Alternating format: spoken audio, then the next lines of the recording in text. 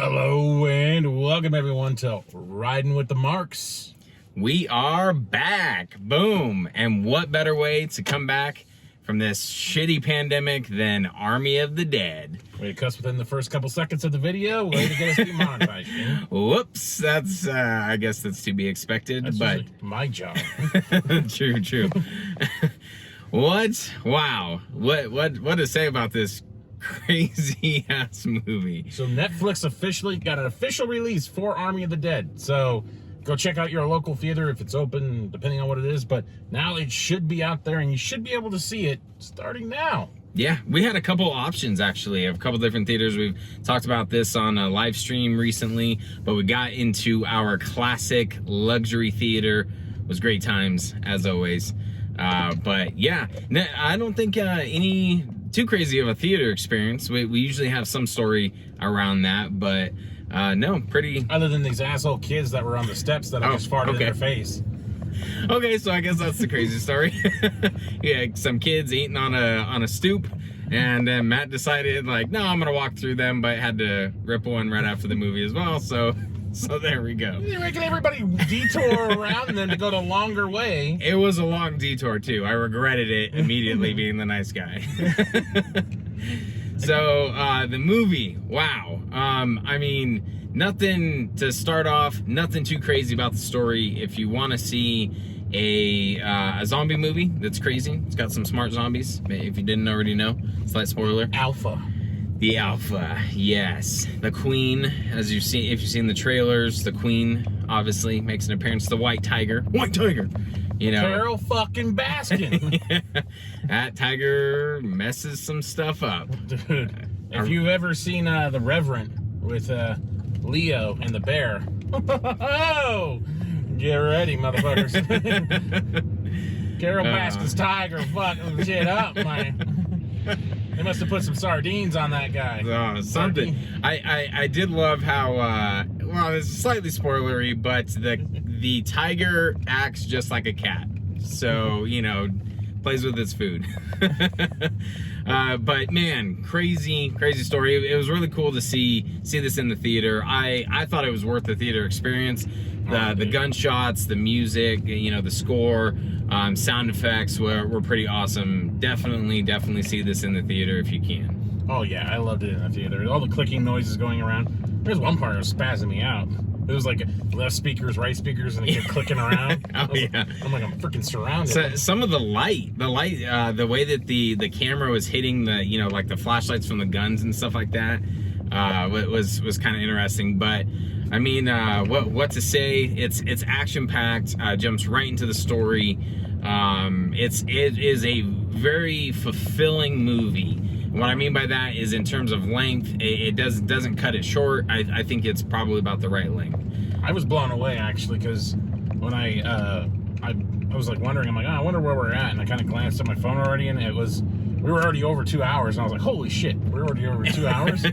Like I was very surprised how quick 2 hours came up anyway. All right, we had some turbulence. I don't know if that someone even else is gonna have some turbulence. But man, this is a Zack Snyder film. I love the music that he uses in this because you get that Americana feel, similar to kind of Watchmen. Oh yeah, with the music choices, he definitely ramps that up. Pretty good, and I loved it. The opening sequence. A lot of people have been talking about the opening sequence. Yeah, very similar Zack Snyder opening sequence. He played Everybody Knows. No, I'm just kidding. Everybody Knows. Said that wasn't a Snyder song. There was some dude with an I tried sign that got eaten. No, I'm just kidding. Right. How great would that have been? Oh man, but yeah, it's definitely a Zack Snyder film, from the action to the craziness, the way that it's shot, the camera. I can't remember what it's called, Dream Cam or something like that. Yeah, it's the Dream camera. Yeah, the lens on it. Dream lens, yeah. Yeah, in that, I thought it was awesome. The way that he used it was great. There were a couple times where I'm like, man, I really like to see the background here. But yeah, it was a kind of that would be kind of a negative. Well, I don't know if it's negative, but there was kind of an overuse and like unnecessary use a little bit. It's like Dave Bautista flipping burgers. Right. And the entire backdrop is blurry.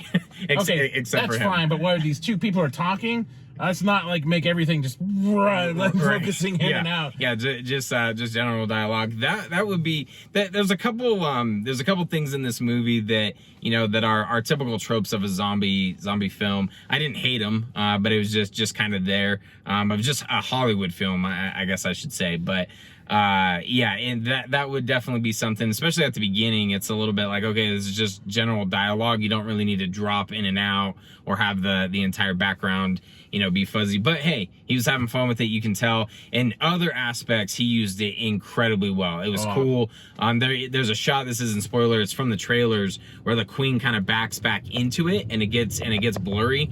I thought that was cool. Some of the way that certain things are shot. It is a Zack Snyder film. It feels like it. It was great. I love there's a couple of shots like in the beginning, they're coming out of a door and the way the door frame just kind of disappears in the edges, like it kind of like it just pans out and stuff. Oh man, it looks really, really good. I don't know, I loved it. The other thing is that starting sequence. It's okay, so we're in Nevada for anybody who doesn't know, so You're right. It's just kind of funny to see blowjobs kill people. All right, that's gonna be my new bumper sticker. Blowjobs kill. Yeah, now we're gonna have to start a whole thing about Roadhead and how terrible it is and everything. Roadhead can cause an apocalypse, ladies and gentlemen. Yeah, pretty much. But yeah, I mean, it was again action packed. The story I felt actually dives into some different stuff. You could tell some time was spent on the story, but also it felt a little bit like, what craziness can we throw in this to just have happen, to have it include a lot of bonkers, ladies and gentlemen. So if you liked Dawn of the Dead, this definitely takes that up to the next level. Like, it's not a sequel in any way, but it's definitely taken up to that next level. And I think in recent interviews, Snyder was even talking about how he pretty much wrote this right after Dawn of the Dead.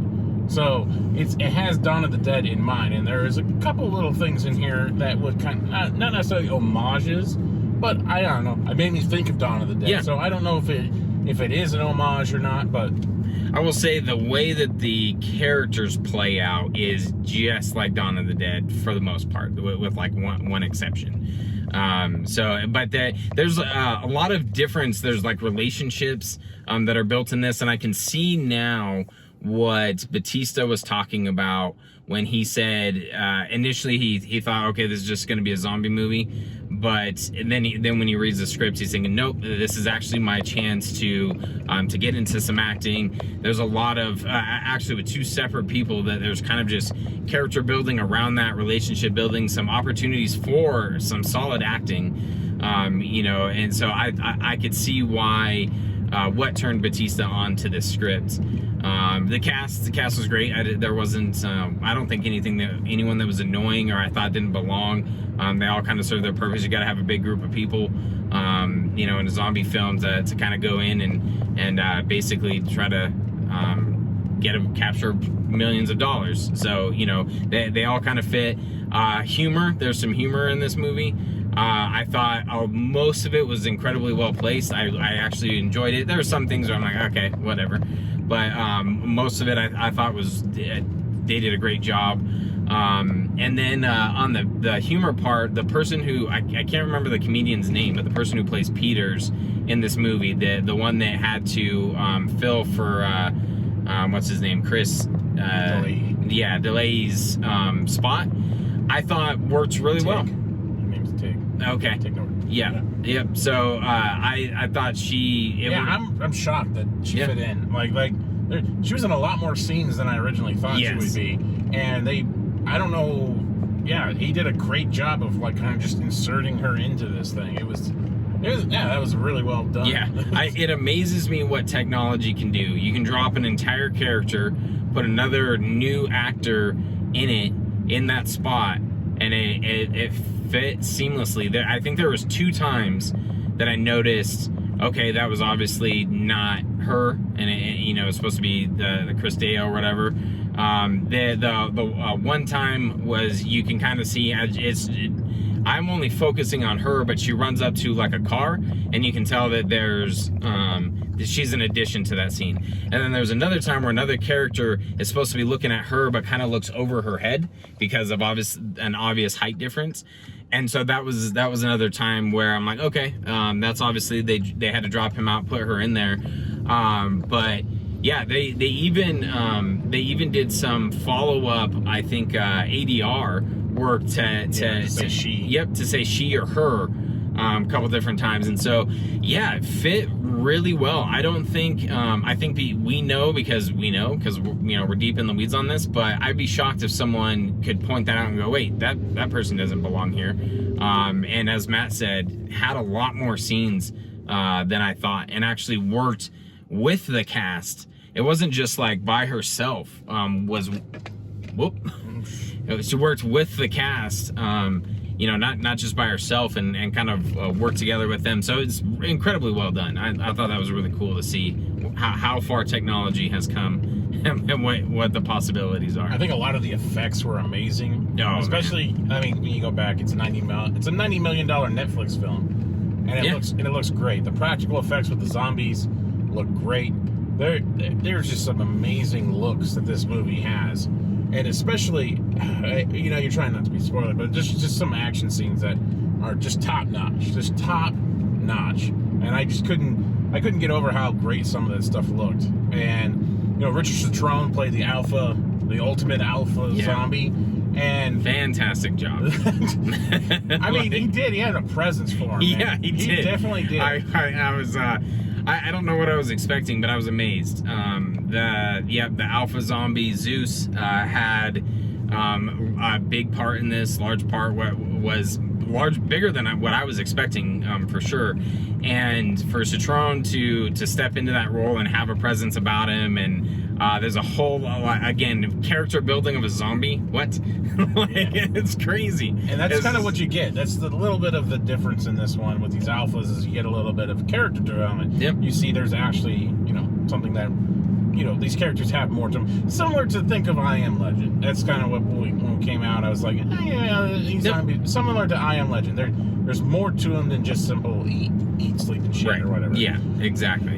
And the fact that this kind of tied in a heist, made it a little bit more interesting. Made them they're going into the zombie war instead of trying to escape out of it.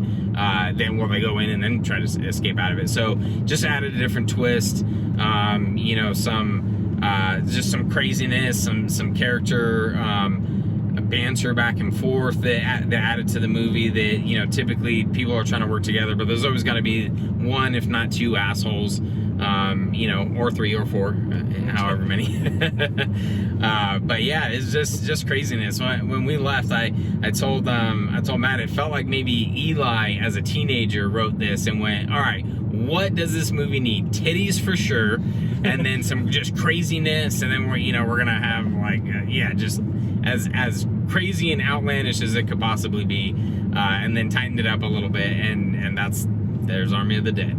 There's some of the humor that Shane was talking about actually comes from, and it kind of reminded me a little bit of Zack Snyder's Justice League, was what they were doing with the parademons. And I'm wondering but basically the effects of something blowing up, or a zombie blowing up, or something happening to a zombie, is some of the funniest shit. Oh yeah, it's great. It just goes so wacko crazy with the shit going everywhere. That's Zack Snyder. That is in a nutshell, how crazy can I get? How cool can I get with these different kills and the different action sequences and stuff? And some of them are just straight gunning, crap load down. But again, that's where the sound of the theater was just awesome. I'm really glad we got to experience this in the theater. Yeah. Because it was cool. It was super cool when they're just gunning them down, whacking the shit out of them, and then there's just some crazy different kills and stuff where you're like, oh shit. I feel like I was the loud guy in the theater at a couple different scenarios, because I'm laughing.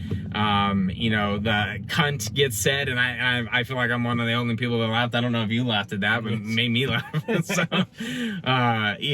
just the crazy zombies, and moments where you're going, oh shit, audibly loud, we did that a couple times. Yeah. But it was just an enjoyable, awesome movie. to get back into the theaters and really like that was, I hate to use the word, but I'm gonna use it. That was fun. I had a lot of fun. Oh yeah, I mean it was a joy. I really don't have any negatives really. I mean it follows some cliches. Yep. It's not completely reinventing anything zombie wise necessarily. It just had, as Shane said, fun. And Dave Bautista's been talking about the ending of this movie, and he was curious how people are going to react to the ending of this movie. And I think this ending of the movie, with everything that it does, is very interesting. And it's going to be curious. That's a good way to put it. It's going to be interesting to see where this goes from here, especially because the Army of the Dead kind of, I guess, franchise, or what Netflix is trying to do, build upon this thing. Can you build a universe around this? Well, possibly you can. Oh, yeah, you can. Okay. Where else are we gonna go? Arriba. So definitely, if you can, go watch it in theaters. It is just a blast. It had, again, Shane said it. It was freaking fun. I could not believe how much I enjoyed it.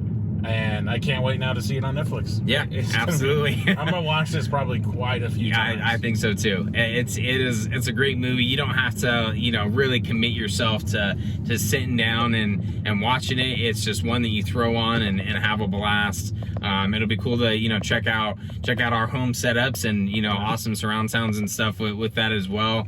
But man, so well done, and what a year for Zack, for Mr. Snyder. Just fuck yeah. And there was one little Easter egg. I don't know if I should ruin it, but Matt made me. I started dying laughing when there was I guess a nod to Warner Brothers, if you will, in some sense. And I was like, look, so when well they start said. panning out to the containers, there's some graffiti on the containers that I think is Zach's response to WB. Yep. And I hope he's found a home in Netflix, because holy shit, this movie was crazy. It was fun, had a blast. And congrats, Zach, for finding a great home. It's a zombie movie, but guess what? There's Joseph Campbell quotes in a zombie movie. That's what you get. Who'd have thought? With Zack Snyder's Army of the Dead. Yep. So definitely check it out. Whew. In case I don't see you. Good afternoon, good evening, and good night.